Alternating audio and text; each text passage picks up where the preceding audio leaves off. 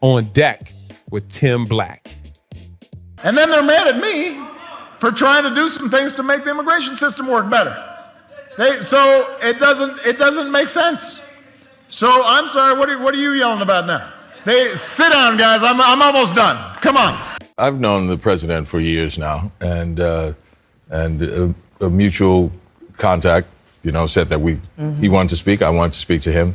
I didn't offer it as a criticism. For me, it was nothing more than strategists in a room saying, hey, what is the best messaging for black men? I have focused the past 6 weeks of going around the country with a barbershop campaign, right? Going to barbershops to talk to black men, since I heard this every election cycle, they always say that black men are siphoned off. And I found the most effective way to communicate to the men in those gatherings was saying, what do you want? Vote for what you want. Declare what your values are, and then go out and make the choice on that. Don't consider my candidate or the other candidate. Vote for what you want. And I found it to be effective. What they would say is, what are you doing here? This is the first time someone came and asked that of me. And so I was saying, simply, that's not the way to get to folks. What I've experienced in the past 6 weeks is the fact folks want to see, what have you delivered? Did he acknowledge that it was not delivered the right way? We actually didn't get into... That would mean no. That means hell no. He did not acknowledge that. In fact, he probably overtalked him and tried to belittle him and make him feel small, like he didn't get it. Like he just doesn't understand. What the real point is here, no, Wendell, all due respect, Wendell. I'm Barry B.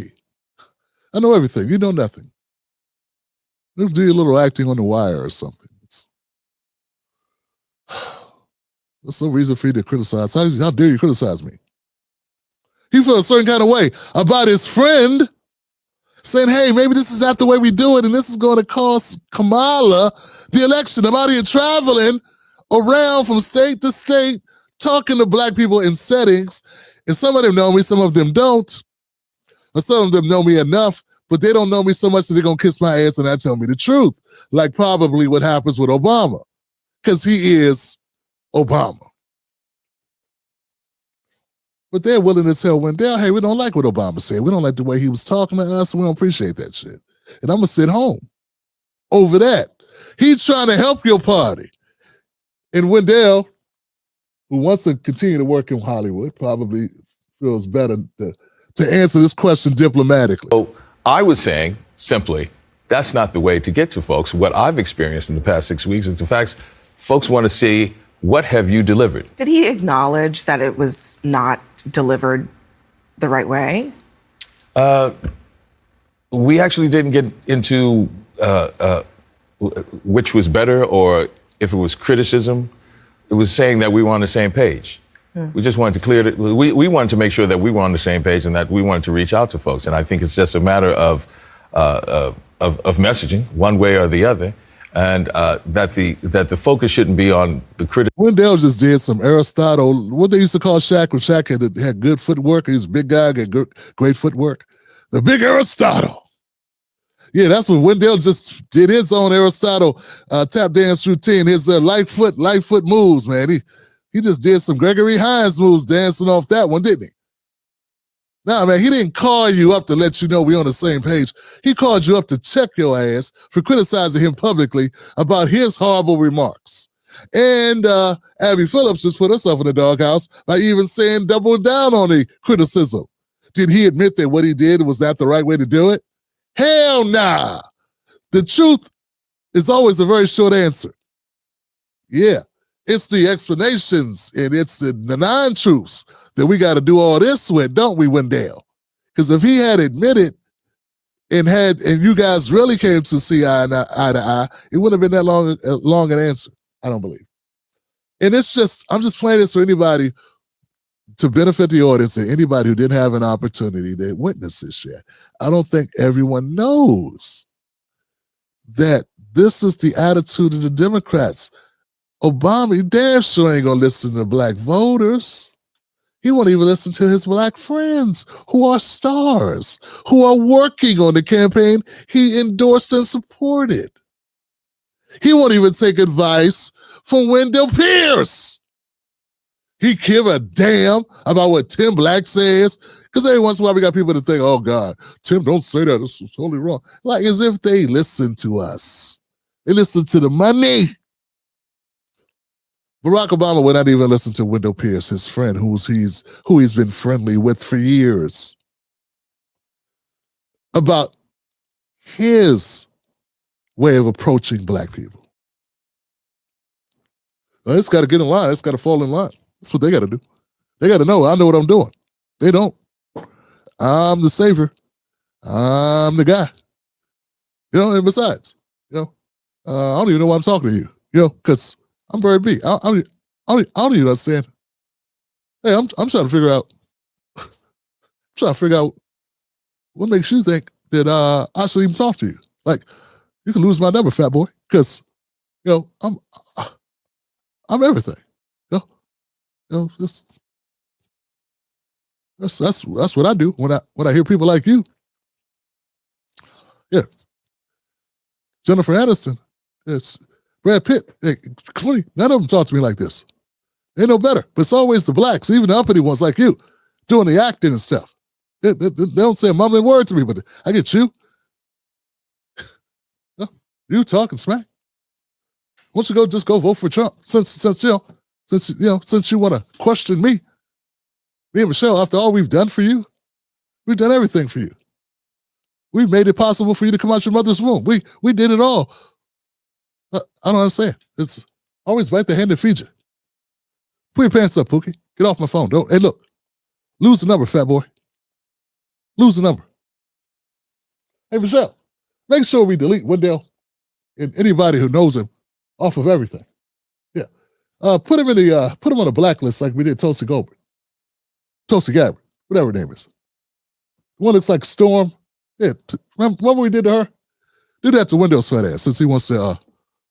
Can't believe this guy he just questioned me. I can't believe it. What's wrong with these people? Never happy. Always complaining. Criticism, or what is perceived as criticism, or what is perceived as the right way or the wrong way to get to black men is the first thing is to approach and engage black men, accept the challenge, and get out the vote. I mean, Coleman, we had you on last week when this happened. You were critical of it then. Yeah. And you probably believe, I assume. Yeah, Coleman will quit. Of course, this guy. Oh, now we're going to go to him. That's what we're doing, Abby. Hey, Michelle, look at this. Abby's asking this guy who was dancing butt naked or in his underwear on a train in New York 3 years ago. Back when I was president, he was dancing on the train in his tighty whities. Now he's criticizing the first black. Come on, man. This can't be true.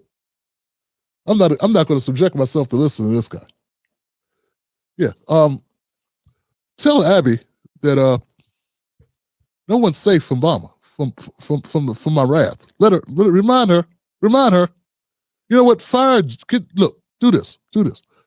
Let's go to MSNBC. Let's get Joy off the air, and that'll let her know she's next. If she keeps talking, let her know.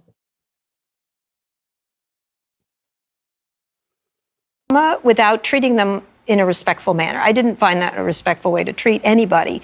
Whoa. Without treating them in a Well, hey. Percent of any demographics vote. Trump That's what got more they do. of the black vote in 2020 than I know, he actually got 3 points. You're actually right. He got three more points. He got 3 more points. You also think it's not a significant. A trend line is not 3 points. Exactly. burying your head in the sand isn't going It's to not fix burying it. I know, and that's why we're going around real messaging trend. to people. Right, but I think the Obviously, problem Obama calling had. black men sexist I think is not gonna the fix problem this issue. Obama had, and I even reacted to it when he did it, and I've been on the other side of when Obama does that. It's the sort of lectury chiding Obama without treating them in a respectful manner. I didn't find that a respectful way. Look at that. See what I'm saying? We all do it, man. We all people, man. We got feelings. She said here, I've been on the other side of when Obama does. He's roasted her. See, that's how he does. To treat anybody, and immediately really pushing hard on identity politics over what do you want as a person, as not just a man, as a person in American society. And I think there's a part of Obama that is the hope person, and then there's that. And I don't think that's an effective way. I think you're 100% Well, right. I think what he was saying is something that we've all been saying, and that's something that, I mean, as offensive as Donald Trump is to black men, it's very hard for a black man to understand why would someone vote for. Right. It's racist actions, it's racist words, it's racist policies, right? And so that was the thing that's in the front. And so what I said was reactionary. I said, yeah, the president shouldn't speak to them that way. Because I have found that something is more effective. Right. It was seen as criticism, and that's valid. I don't think that's as much an issue as the point of making sure that we continue to talk to them and get them out to the polls. And the trend that you're talking about is not that, it will not be that significant.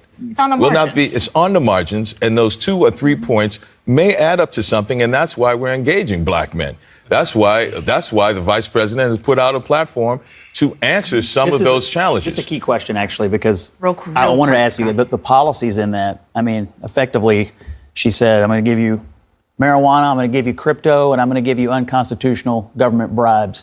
If a white Republican politician had done that, we would be in 24/7 we gotta That go, is but a real Scott, disservice to an actual and substantive and policy actually- platform. To me, it was completely Actually, pandering Scott, from the that's- end. Scott.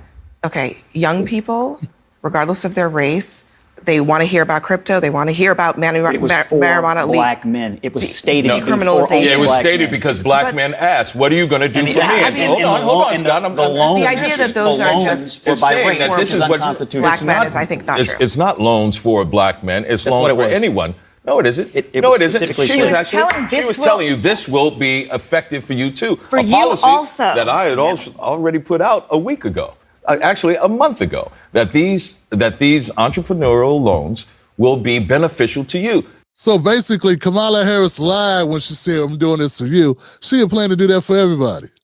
And she just said, oh, this is for you. I mean, not only you. Hey, I'm not legalizing weed just for black people. White people smoke just as much. We just go to jail 3 times more because, I don't know, these cops are, hold on a second, I am the top cop, wasn't I? Sorry. That didn't come out right. Isn't that funny? Yeah, Wendell's look. He criticized Obama and he still has to come in and protect Obama from critics. All right, guys. So we're going to get off this. Let's go to the next segment. Out a week ago, actually a month ago, that these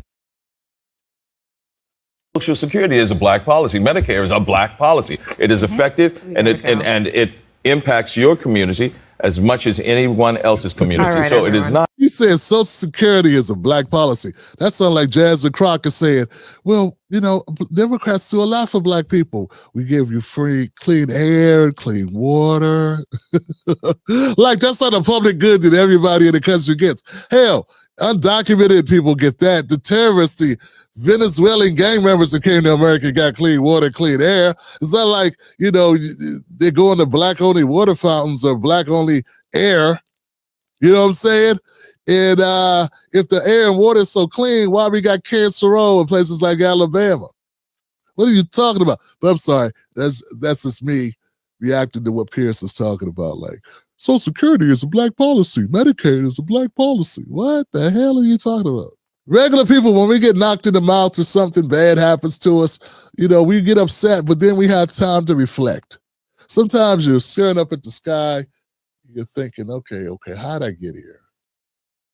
I know you're wondering how I got here. And you got to think about, like, what got you the butt kicking. That's the Democrats. You know the deal. Independent black media stays unapologetic, raw, and real. Now you can wear the movement. From the 10 Black Wolf Pack to the Cornbread Collection. We got gear for the real ones. For men, women, even the little ones. No weak threads, no weak messages. Rep the truth. Rep the movement.